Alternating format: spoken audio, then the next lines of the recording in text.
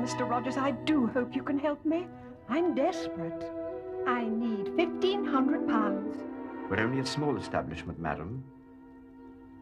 I can offer you 5. But it's worth 5,000. 1,000 is the most I can possibly go to, Mrs. Travers. Oh, all right.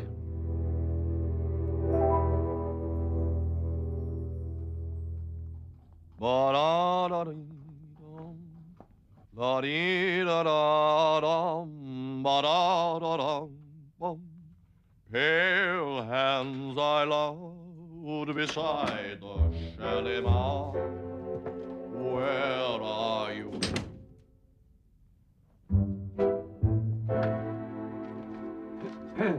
Jeeves? Good evening, sir. Ah, welcome back, Jeeves. You have a good holiday? Thank you, sir. Yes, most refreshing. There's a letter for you, sir, delivered by hand. Oh, really? Well, open it up, Jeeves. Let's hear the worst. Herne Bay as exciting as ever? Relaxing is more the word that springs to mind, sir. The letter is from a Mr. Percy Gorringe, sir. Gorringe? Never heard of him. What does he say? Omitting extraneous matter and concentrating on essentials, sir, Mr. Gorringe wishes to borrow £1,000 from you. £1,000? But I don't even know him. He mentions that he is the stepson of Mr. L.G. Trotter, sir, with whom Mrs. Travers is acquainted. Well, that's true. Aunt Alia has asked me to put the nose bag on L.G. Trotter and spouse this very night. But I mean to say, dash it, Jeeves, once you start letting yourself be touched by stepsons, I mean, where are you? It appears not to be so much a loan as a speculation, sir. Mr. Gorringe wishes to give you the opportunity of investing in his dramatization of Lady Florence Gray's novel Spindrift, sir. Would you back a play, Jeeves? No, sir. Keep the money in the old oak chest, you think? That is certainly the course of action that I should advocate, sir. Yes. Jeeves, while I'm dressing, why don't you mix me a strengthening cocktail? Very good, sir.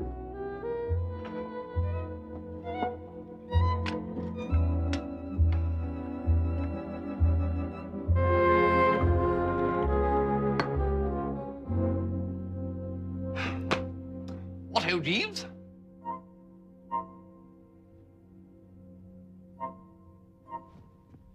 Something is arresting your attention, Jeeves? A smut on my nose, perhaps? No, sir, on your upper lip. I thought for a moment that a caterpillar had lost its bearings. Ah, you're alluding to the moustache. Yes, well, as you could see, I've not been idle while you were away. Rather natty, don't you think? No, sir, I do not. Jeeves, I had hoped for your sympathy and cooperation.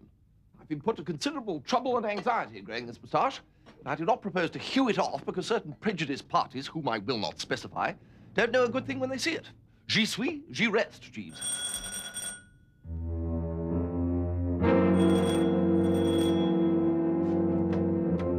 Mr. Cheesewright, sir?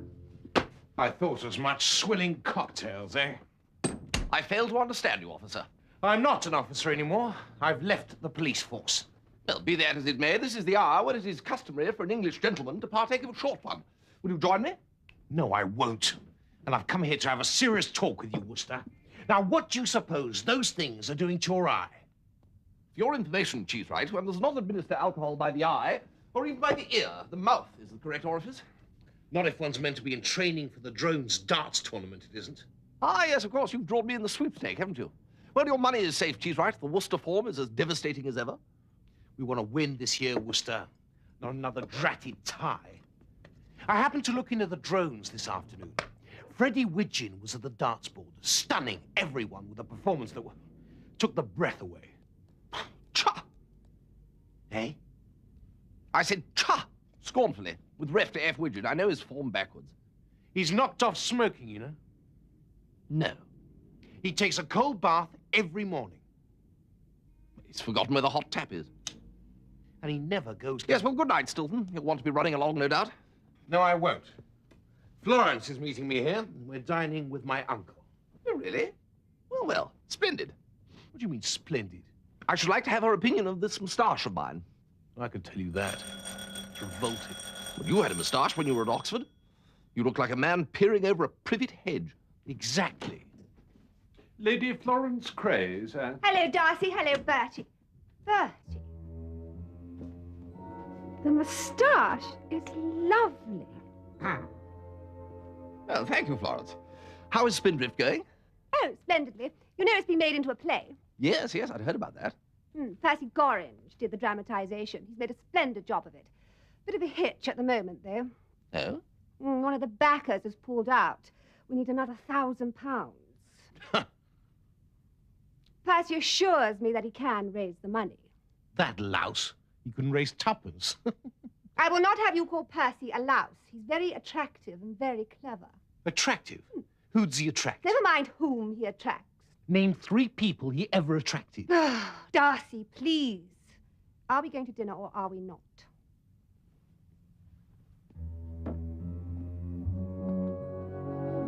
Goodbye, Bertie. Love the moustache.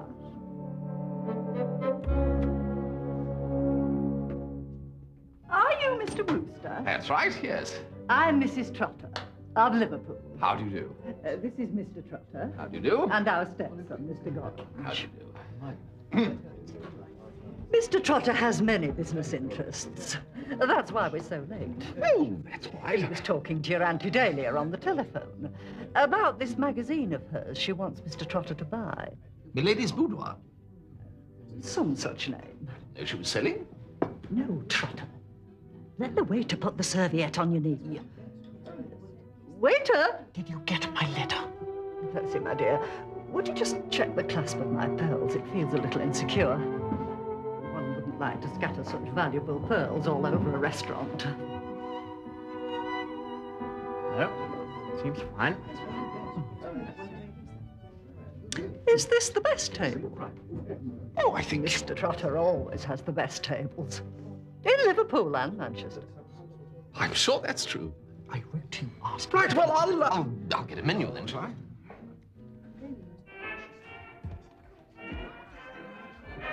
Menu.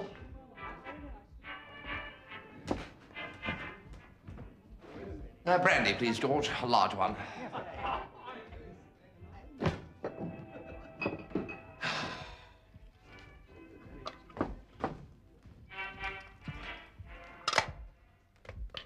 If only I could make up my mind whether to break your foul neck or not. Break my foul neck? Why?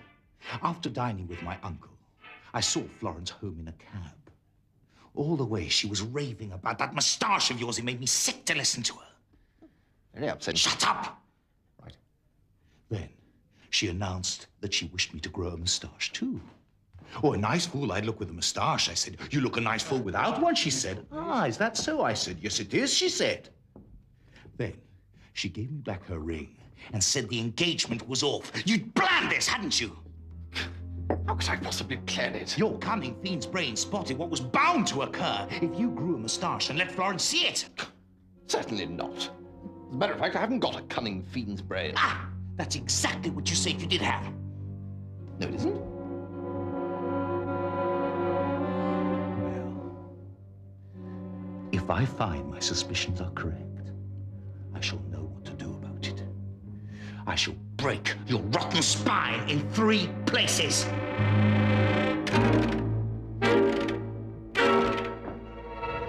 No. No, please. Further discussion is useless. You must accept that my decision is final. Good night. Who was that, Jeeves? Little tiff with one of the lads at the Ganymede Club? No, sir. That was Mr. Percy Gorringe, who telephoned shortly before you entered. Affecting to be yourself, sir, I assured him that his request to borrow £1,000 could not be entertained. I thought it would save you some discomfort. Well, dashed decent of you, Jeeves. I had to steer him away from the subject all the way through dinner. Did you enjoy yourself at the club? Very much so, sir. Thank you. More than I did at mine. After an unspeakable dinner with the Trotter clan, I repaired thither for a restorative brandy and ran into Stilton Cheesewright again, who informed me that Lady Florence had broken off the engagement and that it was all the fault of my moustache. I think I'll go to bed with an improving book. Lady Florence also telephoned before you came in, sir. She was desirous that you should take her to a nightclub. What, tonight? Yes, sir. She specified a low, garish establishment for the purposes of research for her next novel. Well, no fear, Jeeves. What do you think Stilton would say if he found out that I'd taken his recently disengaged fiancée to a low, garish nightclub? I imagine that he might be somewhat dismayed, sir. On the other hand, sir, it would afford you an excellent opportunity to attempt to persuade Lady Florence against any precipitate abjuration of Mr. Cheesewright. Yes, Jeeves, I see what you mean. Yes, the seasoned man of the world, experienced in affairs of the heart, counselling against a rash decision. Precisely, sir. As long as Lady Florence is unattached, there is always the danger of her turning her attentions towards you again, sir. She becomes what is known in nautical circles as a loose cannon. There is much in what you say, Jeeves. All right, then, book us a table of the mottled oyster. Very good, sir. I am sorry to drag you out, Bertie, only it had to be tonight. And Darcy Cheesewright had a headache. Ah, well. And I'm going down to Worcestershire tomorrow to stay with your aunt. Aunt Dahlia? Oh, well, you like Brinkley Court. Fresh air, gravel soil, company's own water. And Daphne Dolores Moorhead's going to be there. Daphne? Dolores Moorhead, the novelist. Apparently, she's doing a serial for Milady's boudoir. How your aunt can afford her, I can't imagine. Daphne Dolores Moorhead's frightfully expensive. Well, the old bag must be doing well. I heard tonight that Aunt Dahlia was trying to sell it.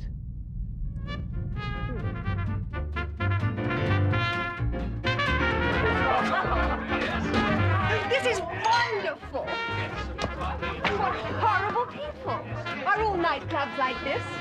Well, this is about average for the unlicensed places. Unlicensed? You said you wanted somewhere low and garish. Oh, no, I'm not complaining. This is just the sort of place I pictured Rollo coming to that night. Rollo? The hero of my novel, Rollo Beaminster. He's in a wild mood, reckless, desperate. He's lost the girl he loves. He comes to this low nightclub trying to forget, but it's useless. He looks around him at the glitter and garishness and feels how hollow it all is. Yes. I saw Stilton in the drones tonight. Oh, yes? Yes, he was in a wild mood. He looked about him at the drone's smoking room, and I could see he was feeling what a hollow smoking room it was. Bertie. Hello? Bertie, all this nonsense you're talking, trying to reconcile me with Darcy, I think it's rather wonderful of you. You want to marry me yourself, don't you? Oh, rather. Of course. Well, I mean to say, who wouldn't? Good Lord. All right, everybody keep your seat. These premises have been graded under provisions. Bertie! No need to get the breeze up, just the usual thing. Won't they arrest us? No. No danger of that whatsoever. How do you know? All of this is old stuff to me. We give our names and addresses, exercising a certain latitude as regards the details. I, for example, generally call myself Ephraim Gadsby of the Nasturtiums, Jubilee Road, Streatham Common. Do you know why? Just a whim. These formalities concluded, we shall then be free to depart, leaving only the proprietor to face the awful majesty of the law. I'm sure that's not what happens. It is, unless they've changed the rules. You have to appear in court. No. Well, I'm not going to risk it. Good night. Boy, you! Oh, dear. Right. You're next. The constable says you deliberately tripped him, Mr. Gadsby. No, Your Honor. No, I had a touch of cramp. You know how you sometimes want to stretch. I'm strongly inclined to give you one, a good long stretch. That's very good. Silence. However, in consideration of your youth, I will exercise clemency. Oh, fine. Precisely. Pay 10 pounds. Next time.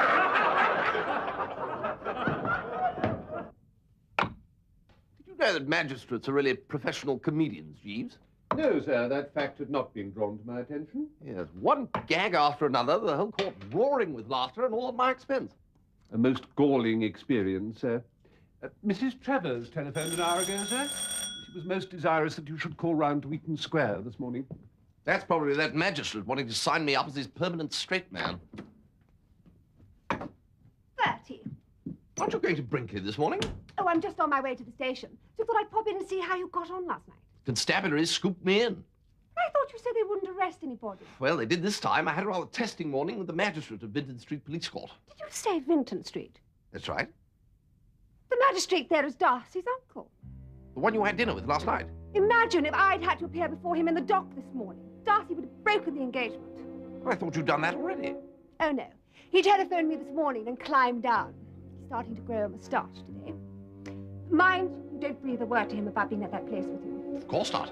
Darcy's so jealous. Mum's the word.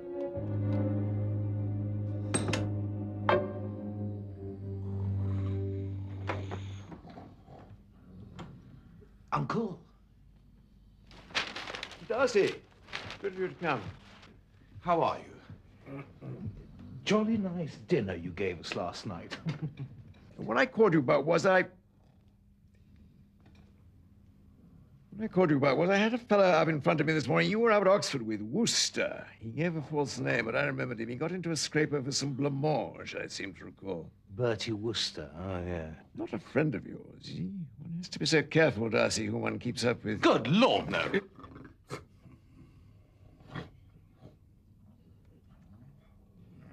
What was the charge? Nasty business, a nightclub, some girl, assault on a police officer. Really? And this happened last night? Tell me about it.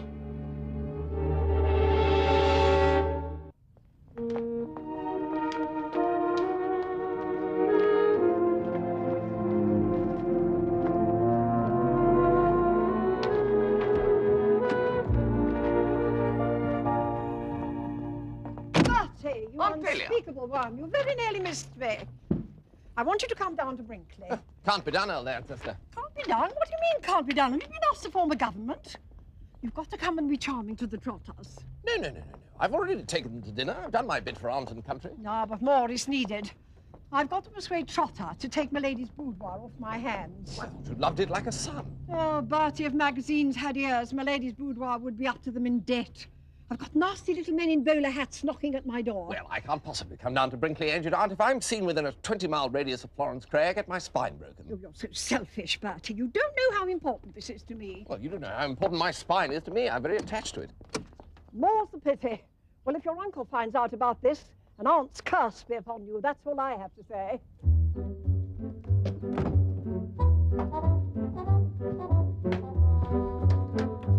Good afternoon, sir. Mr. Cheesewright is here to see you, sir. No. Where were you last night, you blighted louse? Last night, let me see. You were in a low nightclub with Florence Cray, my fiancée. And this morning you were in the dock at Vinton Street Police Court. No. Don't say no. My uncle told me. He's the magistrate there, and he remembers you from when we were at Oxford. London's full of chaps who look like me. There's a fellow called Ephraim Gadsby who's my absolute double. He said you were arrested for tripping a policeman up while he was chasing a girl at this nightclub. Well, personally, Stilton, I'd attach little credence to the word of the sort of policeman who spends his time chasing girls in nightclubs like the... What did you say his name was? I didn't. It was the Mottled Oyster. Ah, yes. Well, I've heard of it, of course. Not a very nice place, I understand. Would a fastidious, intellectual girl like Florence go to a place like that? No. Jeeves. Sir? When I came home last night, you recall my saying to you that I was going straight to bed with an improving book? Certainly, sir. Thank you, Jeeves. There, I rest my case. If that doesn't leave me without a stain on my character, well, then I don't know what it does leave me without a stain on. Well, if I find evidence you haven't been telling me the truth, I shall break your spine in 4 places. Was it 3 last night? Well, it's 4 now. And luckily, Florence is going to be out of your slimy reach for a bit. She's going to stay with your aunt in Worcestershire. Really? You going too? No, I'm not. Talk sense, man. I'm growing a moustache. I'm not going out at all while it's sprouting. And don't forget what I said about your spine.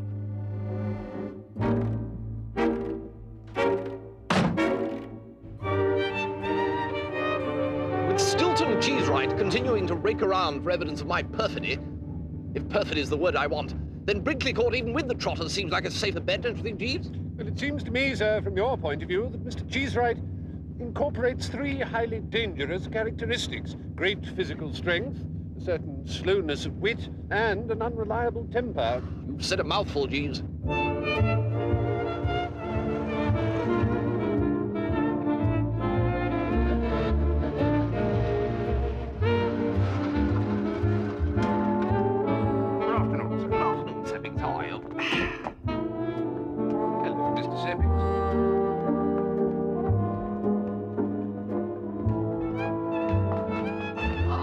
Trotters all?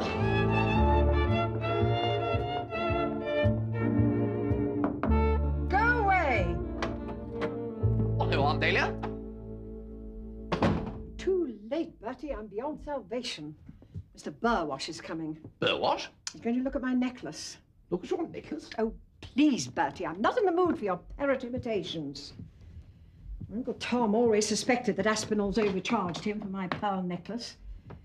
This Burwash creature's some sort of pearl expert. Yeah, it's good, isn't it? No, it's not good, you blasted lame brain. That's an imitation. I pawned the real one. Oh, Lord. What did you do that for? I pawned the pearls because I needed the money. I needed the money to salt the mine. First I've heard of any mines.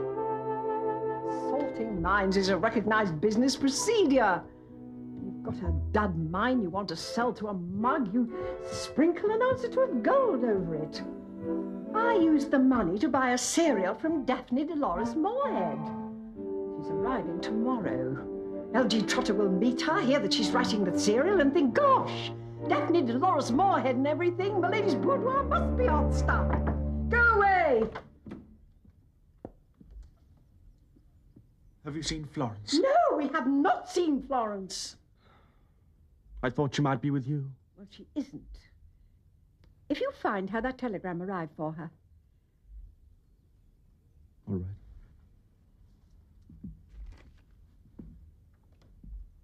Dear God. The reason he looks like a dying duck in a thunderstorm is that he's madly in love with Florence Gray. Oh, you might try and cheer him up a bit. He casts such a pall. No fear, he tried to touch me for 1,000 quid. I turned him down, like a bedspread. You're quite safe. Florence tells me he's raised the money elsewhere. Really? Joy, joy, joy in the morning. Joy, joy, joy, joy, joy, joy in the afternoon. And when it's time for supper. Otto Percy? Hello there, Wooster. Taking a stroll, eh? Absolutely. You seem cheerful. That was a new poem. Has your aunt told you that I love Florence Gray? Yes, she did mention it, yes. She asked me why I was walking around like a dead codfish. I was forced to confess that it was because I loved Florence with a consuming passion and had discovered that she was engaged to the oaf Cheesewright. Well, you seem more cheerful now. Oh, I am. I am. You know that telegram your aunt gave me for Florence? It was from Cheesewright, breaking the engagement. What? What's all this I hear from Percy Gorringe? What? Stilton's broken off the engagement, he tells me. He has, and I'm delighted. Darcy Cheesewright is a low, mean, creeping, crawling, slinking, spying, despicable worm. Do you know what he did?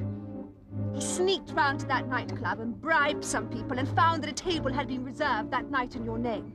This confirmed his degraded suspicion that we'd been there together.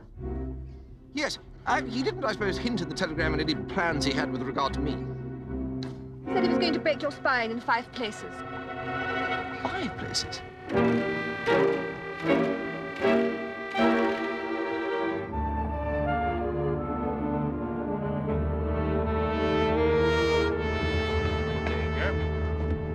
Good evening, Mr. Cheesewright. Nice to see you again, sir. Hello, Seppings. Mrs. Travers did not warn me of your arrival, sir. No, she thought I wasn't coming. I had a change of plan. Very good, sir. The other guests are at dinner, sir. I'm sure Mrs. Travers would be glad if you joined them. No, I had something on the way down, thanks. I'll go straight to my room and get an early night. As you wish, sir. It's a scandal, of course, that Mr. Trotter has never been recognized. I recognized him straight away. No. In the honours list, Mr. Wooster. You only get a bunch of tuft hunters in that nowadays. Trouble in the world today is everybody's out for what they can get. Oh, Mr. Trotter gives an incredulous amount to charity, you know. Blasted tradesmen are just as bad. Look at those pearls I bought daily last year. I'm not going to tell you how much Aspinall's charged me for them. Oh, pearls are such a price these days. Even Mr. Trotter mentioned it when he bought me these. Anyway, I'm getting one of the world's top pearl men to look at Dahlia's pearls tomorrow, and then we'll see. It would appear to me that there is only one solution to the problem, Mrs. Travers. If, as Mr. Wooster informs me, madam, the jewellery expert is to be with us tomorrow, then it would seem that something in the nature of a burglarious entry is required, as a result of which the necklace will be abstracted. If the gentleman coming to examine the necklace finds that there is no necklace for him to examine... You don't have to explain in words of one syllable, Jeeves. Even Mr. Wooster could understand that. Jeeves, this really saddens me, you know. Sir? Has that mighty brain at last come unglued? Where is Mrs. Travers going to find a burglar at this time of night? The Army and Navy stores? I was thinking that perhaps you might be persuaded to undertake the task, sir. Me, Jeeves?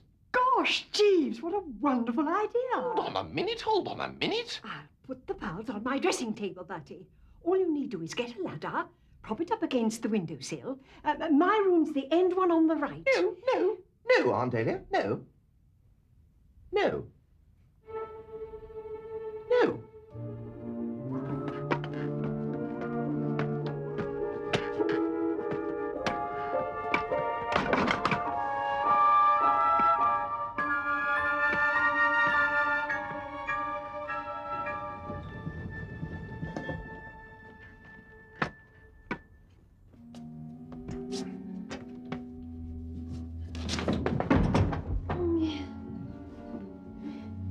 It's all right, it's only me.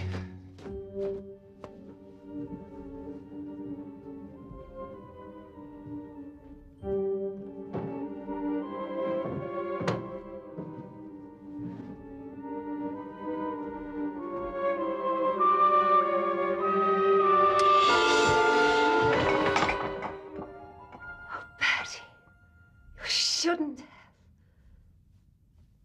Hello, Florence. Sorry about this. I went for a breather in the garden and found that I'd been locked out. So I thought that my best plan would be not to rouse the house, but... Oh, Bertie, what a romantic you are. Eh? Isn't this just the sort of thing that you would do? I told you I was no longer engaged to Darcy Cheesewright, and you just had to fly to me. Oh, good Lord, no. No, as I said, I went for a breather. Oh, but you don't think I'm angry, do you? Of course I'm not. Very touched. Your Aunt Agatha is quite wrong. Aunt Agatha? What's Aunt Agatha got to do with it? She keeps insisting that you're a vapid and irreflective nitwit who ought to be put into some good mental home. What, all the nerve? But I know that I can mold you, Bertie. I just hate to think of leaving you in the darkness to do nothing but smoke and drink in that awful drones club and...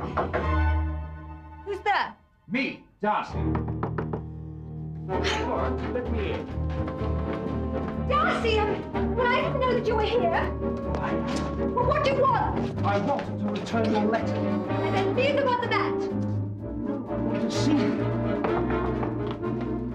It's gone. I must see you. And at this time of night, how ridiculous. I'm coming in now. You're not coming in here.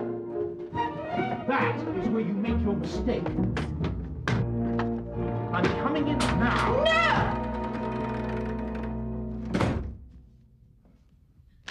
Here are your letters. Thank you. You notice I have shaved off my moustache? No. Well, I have. It was my first action on finding out that you had been sneaking off to nightclubs with the louse Wooster. I would be most grateful if you would take that pumpkin head of yours out of here, Mr. Cheesewright. Do you think I didn't see through your pitiful subterfuge? How can I get rid of this Cheesewright, you said to yourself? Ha! I have it, you said to yourself. I'll tell him he has to grow a moustache. And you'll say, like hell, I'll grow a bally moustache. And I'll say, oh, you won't you? All right, then all is over between us. That'll fix it. The door is just behind you, Mr. Cheesewright. It opens if you turn the handle. Never mind about the door. I'm talking about you and the leper Wooster. I suppose you will now hitch yourself to him. Am I right? Absolutely right. It is your intention to marry that human gumboil. It is. It's that. Oh, hello, Stilton. Come out of there, serpent. Yes, now, you are doubtless surprised. I will not sully Lady Florence's room with violence, Wooster. You will find me waiting in the corridor.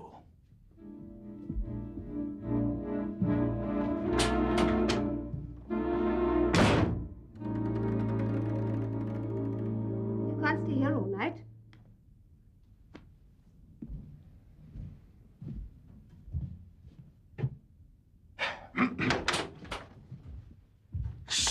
One moment. Cheesewright. What? Before you do anything that you may regret, don't forget that you have drawn me in the Drones Club dart sweep. What? In what sort of condition shall I be to win the darts tourney and put nearly 60 quid in your pocket if you pull the strong-arm stuff that you are now contemplating? What? Good night, Stilton.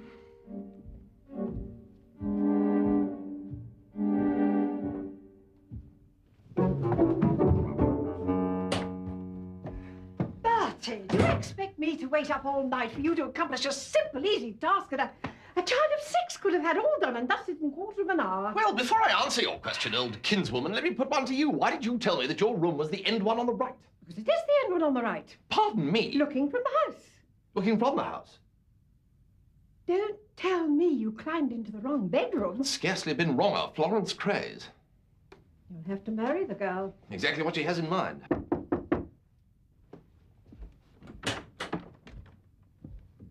Dahlia, thought I heard your voice. What are you doing up at this hour?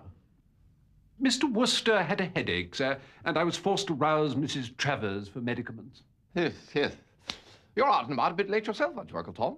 Taking a stroll in the garden, saw a blasted ladder propped up against one of the windows. Got it out the way in the nick of time. A minute later, we'd had burglars streaming in. Probably just a ladder one of the gardeners was using.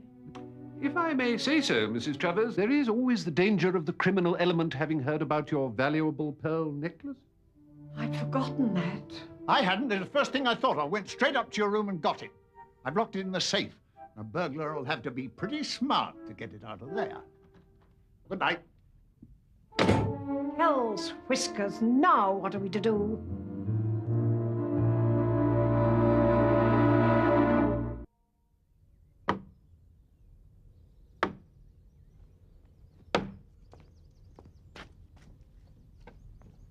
Wooster, Lady Florence has just told me that she's engaged to you. Has she? Well, yes, of course, quite. But it was only yesterday that she was engaged to Cheesewright. It's very confusing. What on earth's the matter? You're not wearing a hat. You might get sunstroke. I don't see what it's got to do with you. Your health is naturally a very great concern to me now that I have drawn you in the Drones Club dart sweep. No. Stilton Cheesewright's drawn me. There's a lot of hidden good in Cheesewright. He told me that this darts contest is usually a tie, but that you were the certain winner this year. Yet he voluntarily offered to sell me the ticket bearing your name. He's looking for you, by the way. Wooster? Wooster?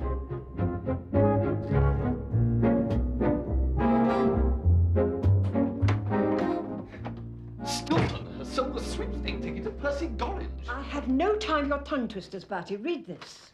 Regret, unavoidably detained London. DDM. Who's DDM? Daphne's Dolores and Moorhead, you pudding. The only hope I had left was that the Moorhead pill would impress Trotter so much he'd buy Milady's boudoir, no further questions asked. Then I could get the money, redeem the pearls before this blasted Burwash creature arrived. I'm finished, Bertie. Pardon me, Mrs. Travers? No, Jeeves, this is beyond even your powers. Perhaps so, madam. But if you could find someone willing to impersonate Miss Moorhead? Tosh, Jeeves, who could possibly... No, seriously and definitely no. I'm prepared to do many things for you, Aunt Dahlia, but putting on earrings and a frock and pretending to be an American lady novelist is not among them. Besides, I've got a moustache. With lady novelists, that's a positive asset. Bertie, you've got to. I am sorry, Aunt Dahlia. Jeeves gets these wild ideas about dressing up as American lady novelists and climbing in through bedroom windows. You seize upon them without a moment's thought. And I'm the one who's expected... Jeeves!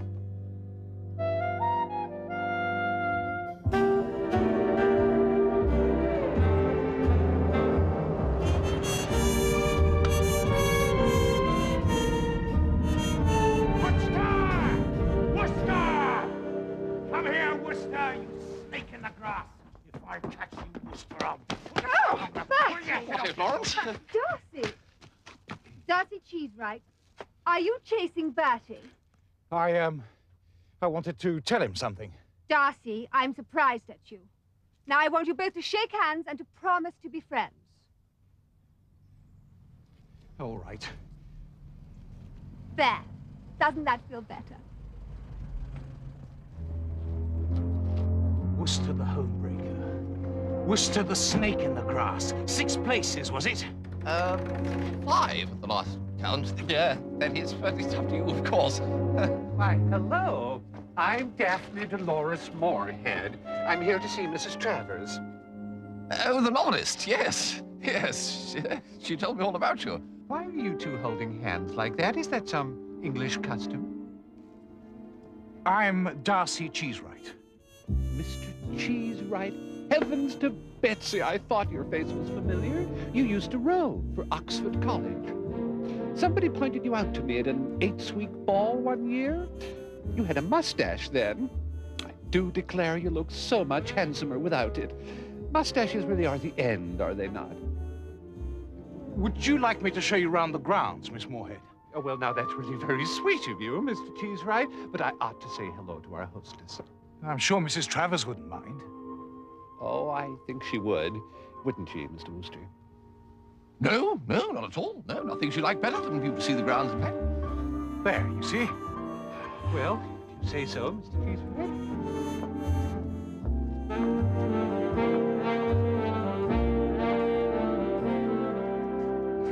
What do you mean, Cheesewright's taken a fancy to her? She's Jeeves. Well, you know how impressionable these young chaps are. Jeeves can't waste his time with Cheesewright. We've got to get him together with Trotter. You're a dashed handsome woman, Daphne. Do you know that? Now, you really shouldn't say such things, Mr. Cheesewright. Tell me more about this Mr. Trotter. He sounds absolutely fascinating. Oh, I can think of a lot of other things I'd rather tell you. Well, now, I warned you, Mr. Cheesewright. Mustn't be naughty. Oh, aren't you a little naughty sometimes? I'm not that kind of a girl. What sort of a girl are you then, Daphne? Well, I think you might be just awfully surprised, Mr. Cheesewright. Oh, please, don't do that, Mr. Cheesewright. Oh, I know all about you artistic girls. Mr. Cheesewright. Oh, come on, just one little kiss. Mr. Cheesewright! Oh. Some men simply won't be told. Daphne's last 3 novels have all been absolute bestsellers. Tell Mr. and Mrs. Trotter about the serial you're writing for Milady's Boudoir, Daphne.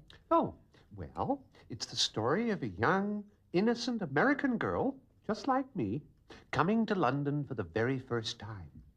Oh, London. Well, I suppose it could be anywhere, couldn't it, Daphne? Well... In fact, it really might make it rather more interesting if it were, well, I don't know, Liverpool, perhaps. Why, what a wonderful idea, Dahlia. Anyways, on her very first day... Are you familiar with our own great Liverpool writers? Maisie Fazakerley, for example? Why, no, Mrs. Trotter. That surely is one of the little treats I've been promising myself. More tea, Trotter. Ah, I say, Wooster, what a corker, eh, that Daphne Dolores Moorhead. Well, yes, she has a certain something, I must say. She likes me too, you know. You can always tell, can't you? Well, I don't think she's all that wonderful, I must say. Oh.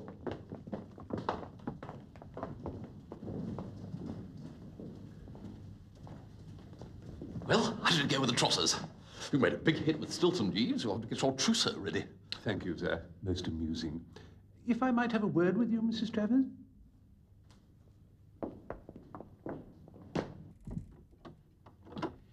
I've heard something from Mr. Cheesewright, madam, who had it from his uncle in the Home Office, which I feel may unlock the quandary in which you find yourself. Oh, Jeeves, tell me. Well, madam, it appears that Mrs. Trotter is socially ambitious. She yearns to be the toast of her native Liverpool, but she feels she can only realize her ambition if she is addressed as Lady Trotter. But Mr. Trotter shrinks from the prospect of being addressed as Sir Lemuel. Lemuel, Jeeves? His name's not Lemuel. I fear so, sir. He could use his second name. Hardly, madam. His second name is Gengulphus. By George, there's some raw work pulled at the font sometimes, isn't there? I don't see where all this gets us. If Mr. Trotter were made aware that the only alternative to his buying Milady's boudoir might be the unfortunate discovery by Mrs. Trotter that he had already been offered a knighthood and declined it, he might become somewhat more malleable. He's turned down a knighthood? I should never forgive him. We've got him cold! Here comes Trotter now. Aunt Dahlia's just sitting there reading her newspaper. You'd actually broach the subject of blackmail, Jeeves. Somewhat tricky, what? Oh, yes, sir. There's always a danger that the victim might become obstreperous or even violent. Sitting down now, too? Seem to be chatting quite amicably. No, Jeeves, he's on his feet. He's waving his arms. He's stalking off. He'll come back, sir. Well, I don't think so, Jeeves. He's coming into the house. Delia doesn't seem bothered, just reading her newspaper again. Mrs. Travers is no stranger to these negotiations, if you recall, sir. No, indeed, Jeeves, no. No, you're right, he's coming back. Aunt Delia won't talk to him now. She's just going on reading the Times. And he's pleading with her. Oh, yes, she's looking at him now, all right. Jeeves, he's writing out a check. Perhaps there will be a happy end to this story after all, sir. He's handed her the check. She's standing up now, too. Oh, yes, it's all smiles now. He's kissed her on the cheek. Good Lord. She slapped him on the back. Now she's helping him up, dusting down his suit. She's done it, Jeeves. Welcome back, Jeeves. Come on. Now, Jeeves, take Trotter's cheque to the bank in Bramlingham and pay it in. Then cash this cheque for £1,000 and take it to the pawnbroker's. The address is on the ticket. Very good, Mrs. Travers. This valuer fellow's due at 4 o'clock. Can you do all that and get the pearls back here by then? I shall do my very best, madam. Splendid.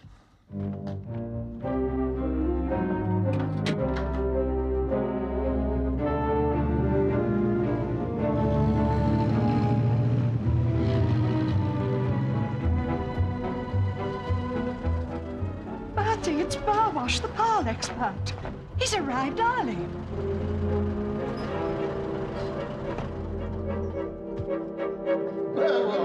My dear chap, good of you to come all this way. Not at all, Mr. Travers. I caught an earlier train. I hope it won't inconvenience you. No, not at all, not at all. Look, let me show you these pearls I was talking about. Now, I bought them from Aspinall's about a year ago, you understand?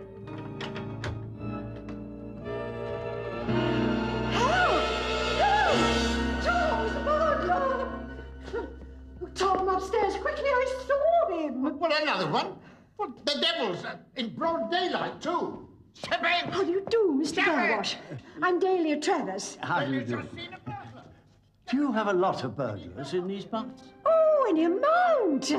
They're quite a blight on the area, you know. Oh, well, it's bad enough in London. It's such a catchy tune, isn't it? Yes. I simply can't get it out of my head. Oh, I can't get it out of my head. Look, there's Tom now.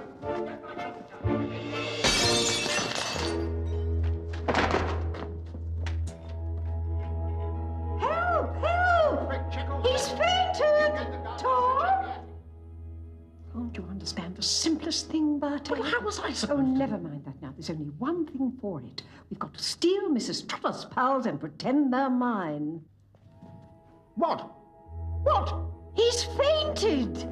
God.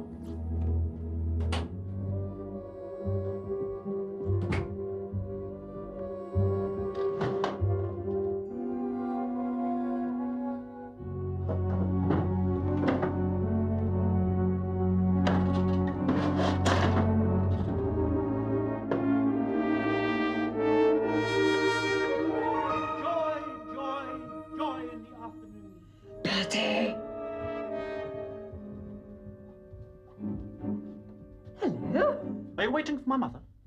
I beg your pardon? That's her room, isn't it? I thought... No. Yes, that's right, it is. I am. What a charming woman she is. I'm just... I got them. Ah! What's going on? Well, funny you should ask that. No, it's no good. Mr. Gorringe, we're just borrowing your mother's pearls. Without her knowledge? Yes. My pearls have gone missing, and I've got to have something to show that blasted pearl expert. You can't show him those. We'll put them back immediately. They're not real. Look, Mother asked me to take her necklace to be cleaned. I needed £1,000 urgently to put into Florence's play. So I pawned the necklace and had an imitation made. What? Well, I must say, I don't know what's happened to this younger generation. Percy, you did that for me. And I'd do it again. No, Percy! That's all very well. Seppets, get the police! We've been both. Seppets, where the hell are you? Seppets! What on earth's the matter, Tom? Your dash pearls have been stolen. I gave it to Burwash and he fainted. Now they're not here.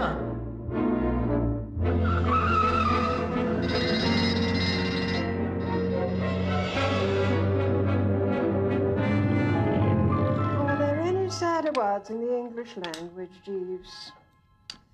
Too late. None, madam. Well, can't we just say that we found them lying somewhere? Where? Well, what are you doing with that razor, Jeeves? There is, unfortunately, only one answer to Mrs. Travers's problem, sir.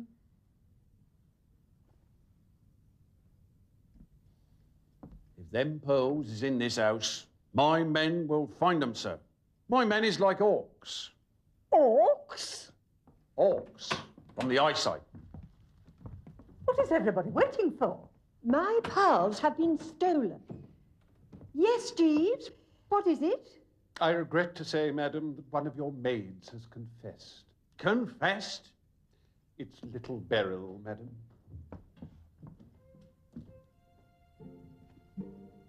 Beryl, how could you? I was tempted, ma'am. I only done it because we were so poor, ma'am. I only took her on this morning out of kindness, really. She's not very bright. Right, my girl. It's down to the station for you. Oh, no, sir. Please, sir. Oh, Inspector, do you have to? Well, it's up to you, madam, to bring charges. Oh, I couldn't, Inspector. I should have it on my conscience always. You see, she's in trouble. Disgraceful.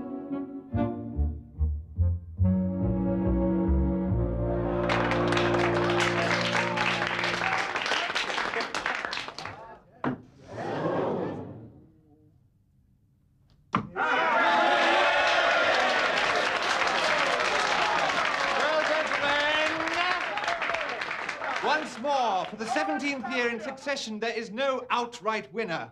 And once again, for the 4th year, the prize is shared by Mr. Freddie Widgeon and Mr. Bertie Wooster.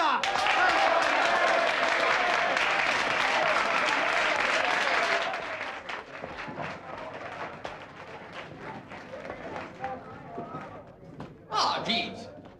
I trust you were successful, sir? Another split decision, I'm afraid. Mr. Widgeon threw a beautiful dart. Well done, Wooster. Got to fly, catching the boat to New York. Oh? I found out that's where Daphne lives. Oh, right. Well, good luck, Stilton. You know, Jeeves, I can't help thinking, somewhere at the back of my mind, that there must be a better method of deciding the championship than playing the best of 6 games. It does seem likely, sir. Perhaps the best of 8 would do it. Possibly, sir. 10. Exhaustion might get resolved, nothing else. I'm sure the sports committee will find a way, sir.